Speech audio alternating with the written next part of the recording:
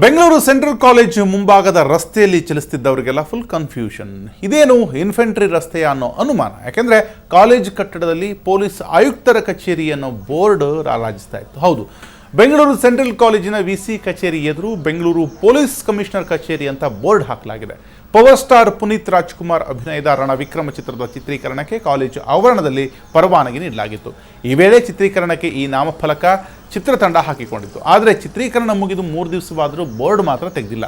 Board ತೆಗೆಯದೇ ಸಿಬ್ಬಂದಿ ನಿರ್ಲಕ್ಷ್ಯವನ್ನು ವಹಿಸಿದ್ದಾರೆ. Police ಆಯುಕ್ತರ ಕಚೇರಿ ಯಾವಾಗ ಸ್ಥಳಾಂತರವಾಯಿತು ಅಂತ ಗಾಬರಿ ಆಯಿತು ಅಂತ ವಿದ್ಯಾರ್ಥಿಗಳು ತಮ್ಮ ಅಭಿಪ್ರಾಯವನ್ನು ಹಂಚಿಕೊಂಡರು. ಸುವರ್ಣ ನ್ಯೂಸ್ ತಂಡ ಈ ಬಗ್ಗೆ ಚಿತ್ರೀಕರಣ ಮಾಡ್ತಿದ್ದಾಗ ಎಚ್ಚೆತ್ತುಕೊಂಡಂತಹ ಸಿಬ್ಬಂದಿ ಬೋರ್ಡನ್ನು ತೆರವುಗೊಳಿಸಿದರು.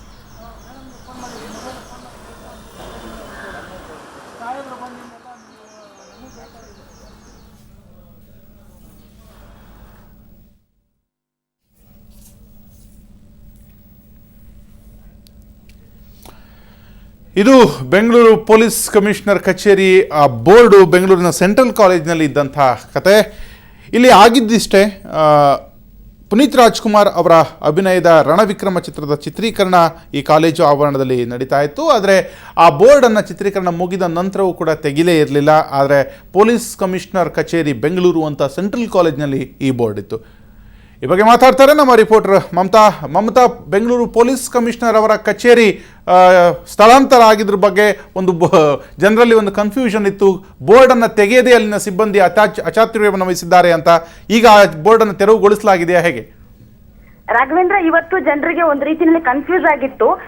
ಏನು ಅಂತಂದ್ರೆ ಪೊಲೀಸ್ ಕಮಿಷನರ್ ಕಚೇರಿ ಸೆಂಟ್ರಲ್ ಕಾಲೇಜಿಗೆ ಏನಾದ್ರು ಶಿಫ್ಟ್ ಆಗಿದೆಯಾ ಅನ್ನೋ ಅಷ್ಟು ಕನ್ಫ್ಯೂಸ್ ಎಲ್ಲರಿಗೂ ಆಗಿತ್ತು. ಇಲ್ಲಿರುವಂತಹ ವಿದ್ಯಾರ್ಥಿಗಳು ಇವತ್ತು ಪೊಲೀಸ್ ಕಮಿಷನರ್ ಕಚೇರಿಗೆ ಬಂದಿದೀವಾ ಅಥವಾ ಕಾಲೇಜಿಗೆ ಬಂದಿದೀವಾ ಅನ್ನೋ ಅಷ್ಟು ಕನ್ಫ್ಯೂಸ್ ಆಗಿ ಗಾಬರಿ ಆಗಿದ್ರು ಅಂತಲೇ ಹೇಳ್ಬಹುದು.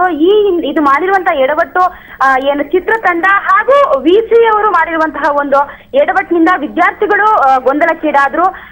ಕಳೆದ ವಾರ ಪುನೀತ್ ರಾಜ್ಕುಮಾರ್ ಅವರ ಅಭಿನಯದ ರಣವಿಕ್ರಮ ಚಿತ್ರದ ಚಿತ್ರೀಕರಣ ನಡೀತಾ ಇತ್ತು. ಈ ಒಂದು ಸೆಂಟ್ರಲ್ ಕಾಲೇಜ್ ಆವರಣದಲ್ಲಿ ವಿಸಿ ಚೇಂಬರ್ ಮುಂದುಗಡೆಯಲ್ಲಿ ಪೊಲೀಸ್ ಆಯುಕ್ತರ ಕಚೇರಿ ಅನ್ನುವಂತಹ ಒಂದು ಬೋರ್ಡ್ ಅನ್ನ ಹಾಕಿ ಇಲ್ಲಿ ಶೂಟಿಂಗ್ ಮಾಡ್ಲಾಗ್ತಾ ಇತ್ತು.